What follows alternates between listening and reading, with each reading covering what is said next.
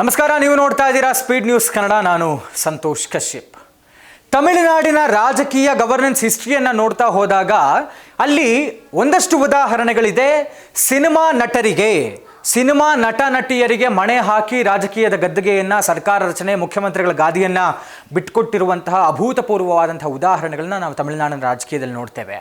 ಆದರೆ ಏನು ಕರುಣಾನಿಧಿಯವರ ಮತ್ತು ಜಯಲಲಿತಾ ಅವರ ಒಂದು ಡೆತ್ ಆಗತ್ತೆ, ಒಂದು ರೀತಿಯಲ್ಲಿ ಒಂದು ಎರಾನೇ ಮುಗಿದು ಹೋಯಿತು. ಕರುಣಾನಿಧಿಯವರ DMK ಎರ, AIADMK ಜಯಲಲಿತಾ ಅವರ ಎರ ಮುಗಿದು ಹೋಯಿತು.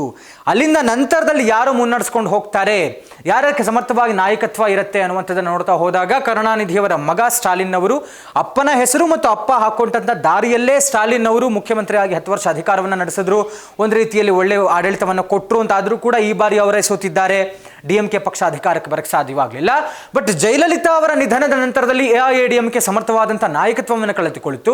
ಹೀಗಾಗಿ AIADMK ಪಳನಿಸ್ವಾಮಿ ಅವರ ನೇತೃತ್ವದಲ್ಲಿ ಹೋದರೂ ಕೂಡ ವಿರೋಧ ಪಕ್ಷದಲ್ಲಿ ಸ್ಥಾನದಲ್ಲಿ ಕೂತ್ಕೊಳ್ತು. ಈ ಬಾರಿಯೂ ಕೂಡ ಉತ್ತಮವಾದಂಥ ಪ್ರದರ್ಶನವೇನು ಕೊಟ್ಟಿಲ್ಲ. ಬಟ್ ಸ್ಟಿಲ್ ಜನಗಳ ಒಂದು ಆದೇಶ ಅಥವಾ ಒಲವು AIADMK ಕಡೆಗಿದೆ ದ್ಯಾನ್ DMK ಅನ್ನುವಂಥ ಚರ್ಚೆಗಳು ಕೂಡ ರಾಜಕೀಯ ಪ್ರಸಾರಿಯಲ್ಲಿ ಆಗ್ತಾ ಇದೆ.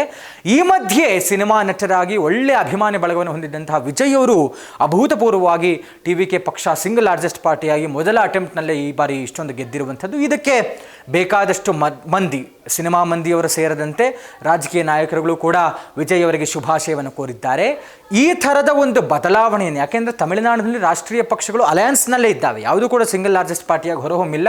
ಪ್ರಾದೇಶಿಕ ಪಕ್ಷಗಳದೇ ಪ್ರಾಬಲ್ಯ ತಮಿಳುನಾಡಿನಲ್ಲಿ. ಆದರೆ ಕರ್ನಾಟಕದ ನಾವು ರಾಜಕಾರಣವನ್ನು ನೋಡ್ತಾ ಹೋದಾಗ ಪ್ರಾದೇಶಿಕ ಪಕ್ಷವಾಗಿ JDS ಒಂದು ರೀತಿಯಲ್ಲಿ ಕಿಂಗ್ ಮೇಕರ್ ಆಗಿದೆ. ಆದರೆ ಇಲ್ಲಿ ರಾಷ್ಟ್ರೀಯ ಪಕ್ಷಗಳಾದಂಥ ಕಾಂಗ್ರೆಸ್ ಮತ್ತು BJPಯದ್ದೇ ಪ್ರಾಬಲ್ಯ.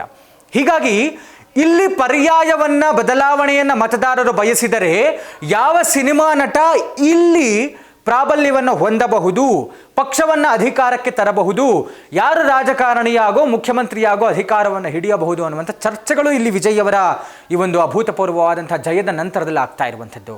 ಕರ್ನಾಟಕದಲ್ಲಿ ಬೇಕಾದಷ್ಟು ಸಿನಿಮಾ ನಟರು, ಒಳ್ಳೆ ರೀತಿಯಾದಂಥ ಜನಮನ್ನಣೆ ಇರುವಂಥ ನಟರಿದ್ದಾರೆ. ಆದರೆ ರಾಜಕೀಯಕ್ಕೆ ಬರಬೇಕು ಅನ್ನುವಂಥ ಆಸಕ್ತಿ ತೋರಿಸಿದಂಥವರು ಪಕ್ಷವನ್ನು ಹುಟ್ಟುಹಾಕಿರುವಂಥದ್ದು ಪ್ರಜಾಕೀಯ ಪಕ್ಷ, ಅದು ರಿಯಲ್ ಸ್ಟಾರ್ ಉಪೇಂದ್ರ ಅವರು. ನಿನ್ನೆ ಉಪೇಂದ್ರ ಅವರು ಮಾತಾಡ್ತಾ ಹೇಳ್ತಾ ಇದ್ರು, ವಿಜಯ್ ಅವರಿಗೆ ಶುಭಾಶಯವನ್ನು ಕೋರಿ, ಇಲ್ಲಿ ಬೇಕಾದಷ್ಟು ಮಂದಿ ಸಿನಿಮಾ ನಟರಿದ್ದಾರೆ, ಜನಮನ್ನಣೆ ಇರುವಂಥವರು, ಅವರಲ್ಲಿ ಯಾರು ಬೇಕಾದರೂ ರಾಜಕೀಯಕ್ಕೆ ಬರಬಹುದು, ಎಲ್ಲರೂ ಕೂಡ ರಾಜಕಾರಣವನ್ನು ಮಾಡಬಹುದು ಇಫ್ ಇನ್ ಕೇಸ್ ಇಂಟ್ರೆಸ್ಟ್ ಇದ್ದರೆ ಅಂತ ಹೇಳಿದ್ದಾರೆ. ಆದರೆ ಉಪೇಂದ್ರ ಅವ್ರಿಗೂ ನೇರವಾದ ಪ್ರಶ್ನೆ ಕೇಳಲಾಯಿತು, ನೀವು ಈ ಥರದ ಒಂದು ಬದಲಾವಣೆ ತರೋದಕ್ಕೆ ಸಾಧ್ಯನ? ಖಂಡಿತವಾಗಿಯೂ ಕಾಲ ಒಪ್ಪಿಗೆ ಕೊಟ್ಟರೆ, ಕಾಲ ಸನ್ನಿಹಿತವಾದರೆ, ಸರಿಯಾದಂಥ ಕಾಲ ಒಂದಾಗಿ ಬಂದರೆ ನಾವು ಕೂಡ ಈ ಥರ ಒಂದು ಸಾಧನೆಯನ್ನು ಮಾಡಬಹುದು ಅಂತ. ಆದರೆ ಪ್ರಜಾಕೀಯ ಪಕ್ಷದಲ್ಲಿ ಒಂದು ರೀತಿಯಲ್ಲಿ ಗೊಂದಲವೇ ಹೆಚ್ಚಾಗಿ ಕಾಣ್ತಾ ಇದೆ. ಆದರೆ ಇವರು 224 ಕ್ಷೇತ್ರಗಳಿಗೂ ಕೂಡ ಇವರು ಅಭ್ಯರ್ಥಿಗಳನ್ನು ಹಾಕಲಿಲ್ಲ. ಪ್ರಜಾಕೀಯವನ್ನು ಏನು, ಪಕ್ಷದ ಉದ್ದೇಶ ಏನು, ಅಜೆಂಡಾ ಏನು, ಇದನ್ನೇ ಜನಗಳಿಗೆ ತಲುಪಿಸುವಲ್ಲಿ ಉಪೇಂದ್ರ ಅವರು ಎಡವು ಬಿಟ್ರ? ಆ ಒಂದು ತಯಾರಿಯನ್ನು ಅಟ್ಲೀಸ್ಟ್ ಈ ಮುಂದಿನ 2028ರ ಚುನಾವಣೆಗೆ ಮಾಡ್ಕೊಳ್ತಾರಾ? ಯಾವ ತಯಾರಿಯಲ್ಲಿ ಉಪೇಂದ್ರ ಅವರು ಇದ್ದಾರೆ? ಆದರೆ ಒಂದು ರಾಂಗ್ ನರೇಷನ್ ನನ್ನ ವಿರುದ್ಧ ಹೋಗ್ಬಿಟ್ಟಿದೆ ಅನ್ನುವಂಥದ್ದನ್ನು ಉಪೇಂದ್ರ ಅವರೇ ಮಾತಾಡ್ತಾ ಇದ್ರು. ಏನಂತ ಹೇಳಿದ್ರೆ, ನಾನು ಪಕ್ಷದ ಮುಖ್ಯಸ್ಥನಾಗಿ 90% ಕೆಲಸ ಮಾಡ್ತೀನಪ್ಪ, 10%ನ್ನು ಅಟ್ಲೀಸ್ಟ್ ನೀವು ಅಭ್ಯರ್ಥಿಗಳಾಗಿ ಯಾರು ಬರ್ತೀರಾ ಅವ್ರನ್ನ ಕರ್ಕೊಂಡು ಬನ್ನಿ, ಅವರಾದರೂ ಮಾಡಲಿ ಅಂತ ನಾನು ಹೇಳಿದ್ರೆ ಅದನ್ನು ಉಲ್ಟಾ ಮಾಡಿಬಿಟ್ರು. ಅಂದರೆ ಪೂರಾ ಕೆಲಸ ನೀವೇ ಮಾಡಿಬಿಡಿ ಅಂತ ಉಪೇಂದ್ರ ಅವ್ರು ಬಿಡ್ತಾ ಇದ್ದಾರೆ, ಎಲ್ಲ ನಮ್ಮ ಮೇಲೆ ಬಂದ್ಬಿಡುತ್ತೇನೋ, ಉಪೇಂದ್ರ ಅವ್ರ ಜವಾಬ್ದಾರಿ ಏನೂ ಇಲ್ವೇನೋ, ಈ ರೀತಿಯಾಗಿ ನರೇಷನ್ ಸೆಟ್ ಮಾಡಿಬಿಟ್ರು. ಹೀಗಾಗಿ ಈ ಒಂದು ಗೊಂದಲ ಸೃಷ್ಟಿಯಾಯಿತು.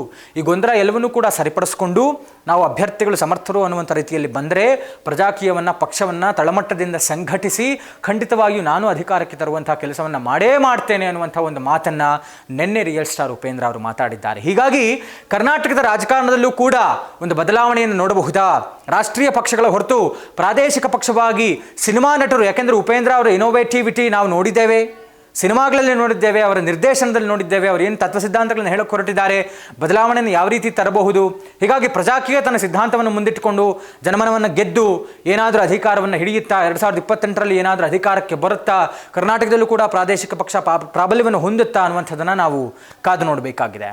ಇದಾಗಿತ್ತು ಇವತ್ತಿನ ವಿಶೇಷ. ನೋಡ್ತಾ ಇರಿ ಸ್ಪೀಡ್ ನ್ಯೂಸ್ ಕನ್ನಡ, ಸುದ್ದಿ ನಿಮ್ಮದು, ವೇಗ ನಮ್ಮದು.